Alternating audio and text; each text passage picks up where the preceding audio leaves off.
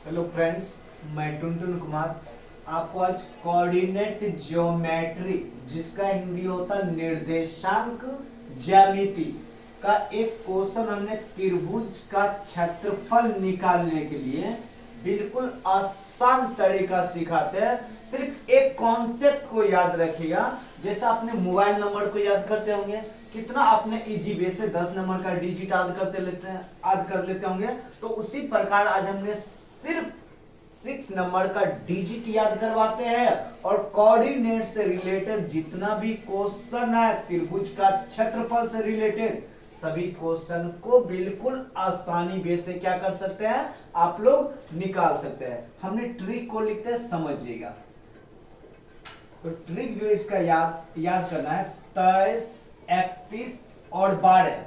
तो बहुत बच्चा बोला होगा 23, 31, 12 का अर्थ नहीं समझे, बिल्कुल समझाएंगे। इस दिमाग से उस पार हम भेजता ही देंगे। तो 23, 31, 12 का मतलब हुआ तो y2, y3, y3, y1, y1 और y2।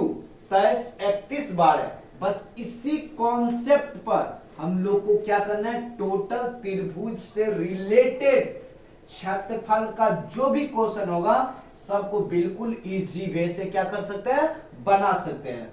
तो जैसे मान ली कि त्रिभुज होगा तो सर जी आपके पास कितना पॉइंट होगा, 3 पॉइंट दिया रहेगा।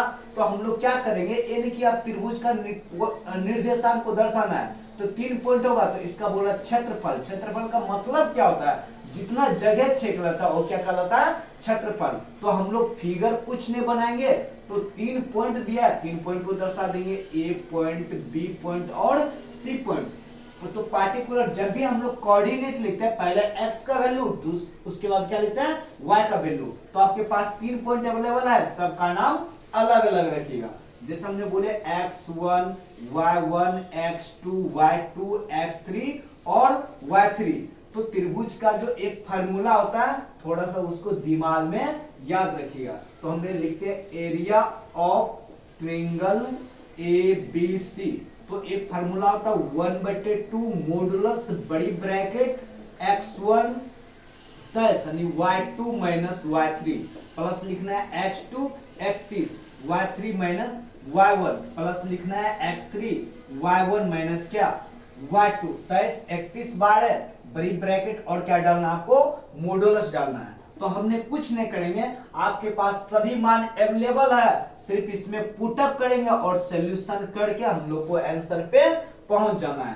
तो 1/2 मॉडुलस बड़ी ब्रैकेट। अब बताइए तो x1 का मान कितना, -5 हमने पुट कर दिया, -5 इंटू 23। अब बताए y2 का मान कितना, -5 हमने लिखे -5 माइनस y3 का मान कितना आपके पास अवेलेबल है 2, तो हमने लिखे 2 प्लस x2 का मान कितना अवेलेबल है 3, हमने लिख रहे हैं 3 31। अब बताओ y3 का मान कितना 2, हमने लिखे 2 माइनस y1 के मान कितना -1, ऑलरेडी पहले से सिंबल माइनस, तो माइनस माइनस क्या हो जाएगा प्लस कितना 1 प्लस x3 का मान कितना है 5, हमने लिखे 5 y1 माइनस y1 का मान कितना है बताएगा तो -1, हमने लिखे -1 माइनस। अब बताओ y2 का मान कितना -5, तो सर जी माइनस यहाँ अवेलेबल है और माइनस पहले से, तो माइनस गुना माइनस क्या हो जाएगा प्लस। तो प्लस आपके पास हो गया 5 बड़ी ब्रैकेट और क्या डालना है मॉडुलस। अब इसको हम लोग कैलकुलेशन कर लेते हैं, बच्चे में तो जोड़ घटा गुना हम लोग को सिखाया है इसलिए हमने कैलकुलेशन करते हैं, समझिएगा। तो 1/2 मॉडुलस -5 -2, तो माइनस कितना हो गया 7, क्योंकि माइनस साइन है आपस में जुड़ जाएगा और साइन रहेगा वही, तो -7 -5, तो माइनस गुना माइनस क्या हो जाता है प्लस। 7 बच्चे रिजल्ट कितना हो जाएगा 35 प्लस 2 प्लस 1 कितना 3, अब 3 गुना 3 3 तिया 9, तो +5 में -1 घटा दीजिएगा तो मैं प्लस हो गया 4, तो 4 गुना 5, 5 चौके कितना 20। अब समझिएगा आप लोग इस साइड लिख रहे हैं तो 1/2 मल्टीपल सबको आपस में ऐड कर दीजिए, 5 और 9 14 का 4, बाकी कितना बचा 1, 3 2 5, 1 कितना 6, यदि कटेगा 2 से घटा दीजिएगा, 2 से कट गया रिजल्ट कितना, तो 32 गुना 1 रिजल्ट कितना हो गया 32। यही आपका फाइनली क्या हो गया आंसर। यदि डॉट हुआ होगा तो हम लोग मिलते हैं अगले क्लास में। Thank you. मेरे चैनल को निश्चित रूप से सब्सक्राइब कीजिएगा। Thank you friends.